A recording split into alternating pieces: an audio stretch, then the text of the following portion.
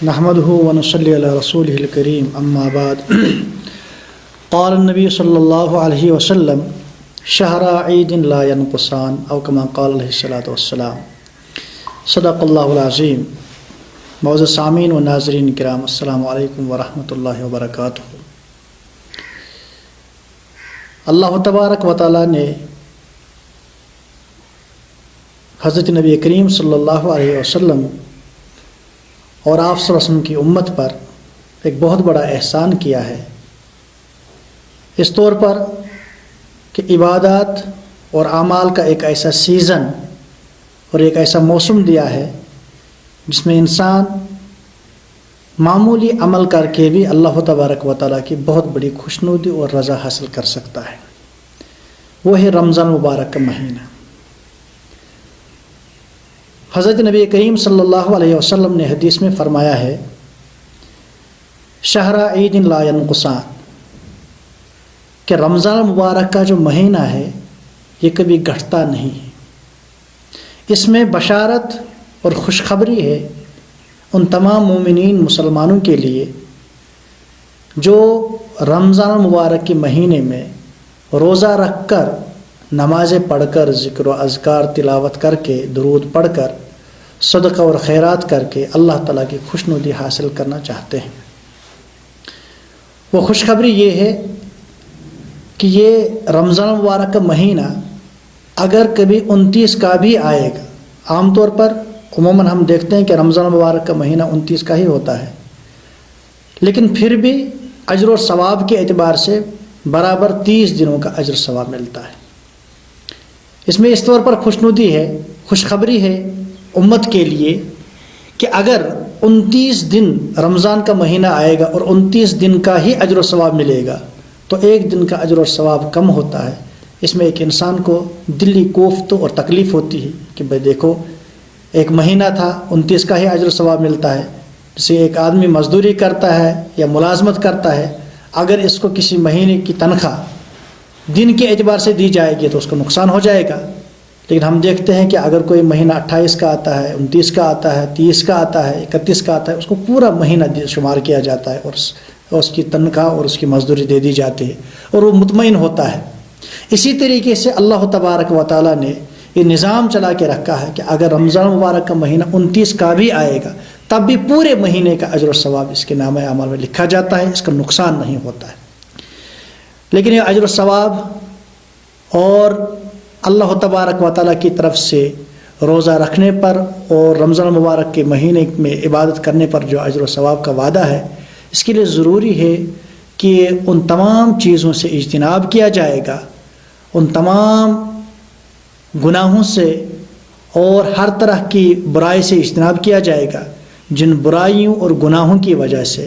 روزہ متاثر ہوتا ہے۔ حدیث پاک میں حضرت نبی کریم صلی اللہ علیہ وسلم نے فرمایا ہے کہ بہت سے روزے دار ایسے ہوتے ہیں رب صائم لیس لہ من صیام الا الجوع، بہت سے روزے دار ایسے ہوتے ہیں جن کو روزوں میں بھوک کے سوا کچھ بھی حاصل نہیں ہوتا، انہیں سحری کے وقت اٹھے، سحری کھائی، دن بھر پھاکا رہے، پیاسا رہیں اور شام کے وقت افطار کیا ہے، اجر و ثواب کہیں نہیں ہے، کوئی نیکی نہیں ان کے نام اعمال میں لکھی جا رہی ہے، بلکہ صرف اور صرف ان کو بھوک اور پیاس ہی حاصل ہوتی۔ وجہ کیا ہے؟ وجہ یہی ہے کہ انہوں نے روزہ تو رکھا ہے لیکن جن چیزوں کی وجہ سے روزہ متاثر ہوتا ہے، جن چیزوں کی وجہ سے روزوں میں نقصان ہوتا ہے، ان چیزوں سے انہوں نے اجتناب نہیں کیا، پرہیز نہیں کیا ہے۔ لہذا ہر مسلمان پر لازم ہے روزہ رکھنے کے ساتھ ساتھ عمومی احوال میں یقیناً، لیکن اس کے ساتھ ساتھ روزوں کی حالت میں خصوصاً تمام گناہوں سے اور تمام برائیوں سے اجتناب کرنا بے حد ضروری ہے۔ حدیث پاک میں حضرت نبی کریم صلی اللہ علیہ وسلم نے فرمایا جب رمضان مبارک کا مہینہ داخل ہوتا ہے تو اللہ تبارک و تعالیٰ کی طرف سے ایک ندا دینے والا ندا دیتا ہے، پکارنے والا پکارتا ہے، وَيُنَادِي مُنَادٍ یا باغی الخیر اقبل و یا باغی الشر اقصر، اے خیر کے متلاشی آگے بڑھ۔ یہ رمضان مبارک کے مہینے میں یہ اعلان ہوتا ہے اللہ کی طرف سے، خیر کے متلاشی، خیر کے طلبگار، اچھائی کے طلبگار آگے بڑھ اور اچھائی کر، نیکی کر اور ثواب حاصل کر۔ وَيَا بَاغِيَ الشَّرِّ أَقْصِرْ، اور جو گناہوں میں اور اللہ کی نافرمانی میں اپنی زندگی گزارتا ہے اس سے کہا جاتا ہے کہ اقصر، تو پیچھے ہٹ، اس مہینے میں کم سے کم گناہوں سے باز رہ، تاکہ اس مہینے کی رحمت اور برکت تجھے بھی حاصل ہو جائے۔ لہٰذا یہ اللہ کی طرف سے اعلان ہوتا ہے، اس لیے ہم سب کو چاہیے کہ اس مہینے میں خاص طور پر اللہ تبارک و تعالیٰ کی نافرمانی سے کلی طور پر اجتناب کیا جائے گا، اور اس کو پھر اپنا لاہ عمل بنائیں گے، اور پوری زندگی اللہ تبارک و تعالیٰ کے دیے ہوئے احکام اور نبی کریم نے دیے ہوئے طریقے کے مطابق زندگی گزاریں گے۔ خاص طور پر جن چیزوں کی وجہ سے ہمارا روزہ متاثر ہوتا ہے وہ ہے گالی گلوچ، شور و شغب، چیخنا چلانا، فضول چیزوں میں اپنا وقت ضائع کرنا۔ حضرت نبی کریم صلی اللہ علیہ وسلم نے فرمایا ہے فَإِذَا كَانَ صَوْمُ يَوْمِ أَحَدِكُمْ فَلَا يَرْفُثْ يَوْمَئِذٍ وَلَا يَسْخَبْ، جس دن تم میں سے کوئی آدمی روزے دار ہو اس کو نہ گالی گلوچ کرنا چاہیے نہ شور شگف کرنا چاہیے۔ اس سے پتہ چلا کہ گالی گلوچ کی وجہ سے، برا بلا کہنے کی وجہ سے، کسی کو لان تان کرنے کی وجہ سے، اسی طرح فضول بکواس کرنے کی وجہ سے اور شور شگف کرنے کی وجہ سے روزہ متاثر ہوتا ہے۔ تبھی تو نبی کریم صلی اللہ علیہ وسلم نے اسے منع فرمایا کہ جب تم میں سے کسی کا روزہ ہو تو روزے کی حالت میں وہ قطعاً ان چیزوں سے اجتناب کرے گا، تب جا کے اس کو روزوں کا جو فائدہ ہے لعلکم تتقون وہ حاصل ہو جائے گا۔ نیز نبی کریم صلی اللہ علیہ وسلم نے فرمایا الصیام جنۃ فلا یرفث ولا یجہل، روزہ ایک ڈھال ہے جو انسان کو دو دشمنوں سے بچاتا ہے، شیطان ایک دشمن ہے اور نفس دوسرا دشمن ہے۔ روزے کی وجہ سے ان دونوں دشمنوں سے حفاظت ہوتی ہے، لیکن یہ ڈھال روزہ تبھی ایک انسان کی حفاظت کرے گا جب ایک انسان گناہوں سے اجتناب کرے گا۔ لہذا خاص طور پر حضور صلی اللہ علیہ وسلم نے فرمایا جب روزہ ڈھال ہے، اس ڈھال کا اثر ایک انسان کو اس وقت حاصل ہوگا جب یہ لا یرفث ولا یجہل، کسی سے نادانی کی کا بات نہ کرے اور نہ ہی جہالت بری بات کرے اور نہ ہی گالی گلوچ کرے، کہ گالی گلوچ کی وجہ سے روزوں کا جو ڈھال والا اثر ہے وہ ختم ہو جاتا ہے۔ اسی طریقے سے جھوٹ بولنا ہر حال میں گناہ ہے، گناہ کبیرہ، کسی بھی صورت میں جھوٹ بولنا جائز نہیں ہے، اور روزے کے حالت میں تو بہرحال جھوٹ سے اجتناب کرنا ہر انسان کے لیے لازم اور ضروری ہے۔ حضرت نبی کریم صلی اللہ علیہ وسلم نے فرمایا ہے من لم یدع قول الزور والعمل بہ، جو آدمی جھوٹ بولنا نہیں چھوڑتا ہے، یعنی جس کی عادت ہے جھوٹ بولنے کی یا جھوٹی باتوں پر عمل کرنے کی عادت نہیں چھوڑتا ہے، فلیس للہ حاجۃ ان یدع طعامہ شرابہ، تو اللہ تعالیٰ کو کوئی ضرورت نہیں ہے وہ اپنا کھانا پینا چھوڑ رہا ہے، یعنی وہ کھانا چھوڑ رہا ہے، پینا چھوڑ رہا ہے۔ کھانا پینا تو مباح ہے، جائز ہے، لیکن یہ ان مباح اور جائز کاموں کو چھوڑ رہا ہے۔ جو چیز چھوڑنی ضروری ہے، مثلا جھوٹ چھوڑنا ضروری ہے، اس سے بچتا نہیں ہے، تو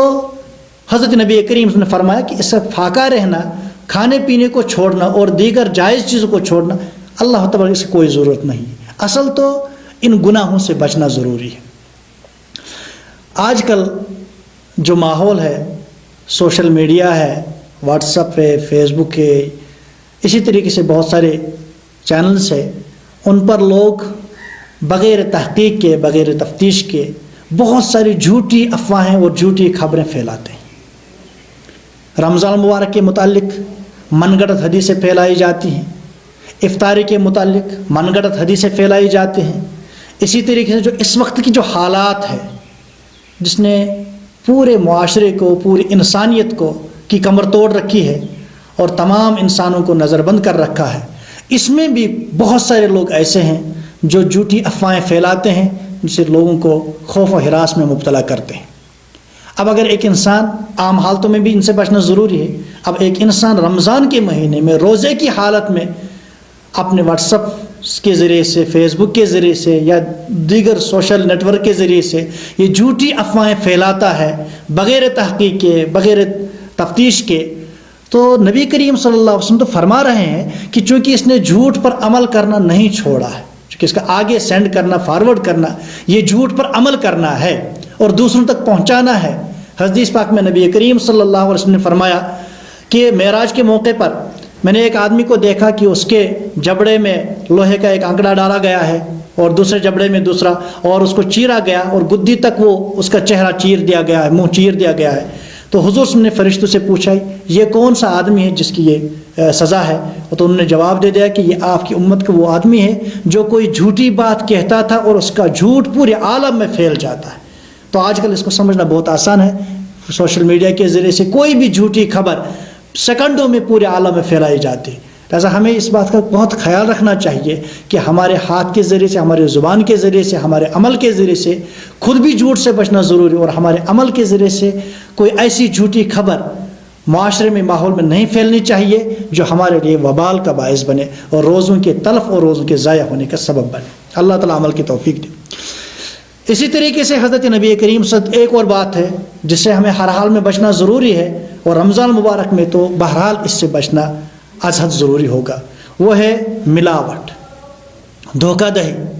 ہم دیکھتے ہیں کہ جب غیروں کا کوئی تہوار ہوتا ہے، فیسٹیول ہوتا ہے، کوئی بڑا دن ہوتا ہے مذہب کے اعتبار سے، تو ان کے مذہبی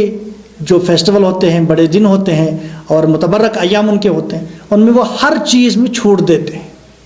کھانے کی چیزوں میں بھی چھوٹ ہوتی ہے، پہننے کی چیزوں میں بھی چھوٹ ہوتی ہے، الیکٹرانکس جو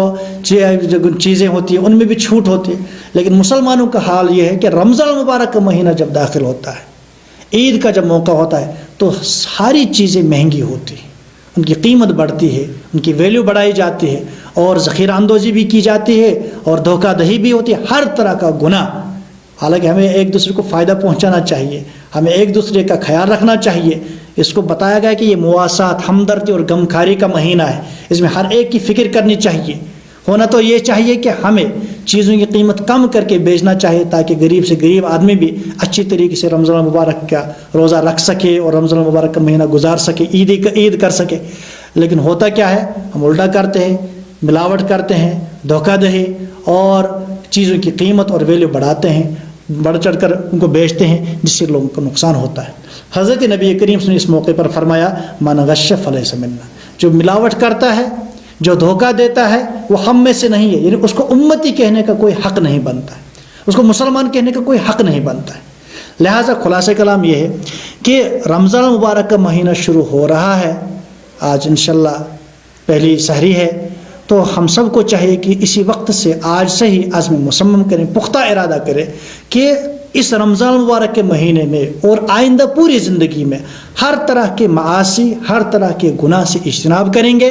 اور لوگ یہ جو ہمدردی اور غمخواری کا مہینہ، اس میں بھرپور ہمدردی اور غمخواری کا مظاہرہ کریں گے۔ اپنے پڑوس میں جو کوئی بھوکا ہوگا، غریب ہوگا، محتاج ہوگا، اس کی ضرورتوں کا خیال کریں گے،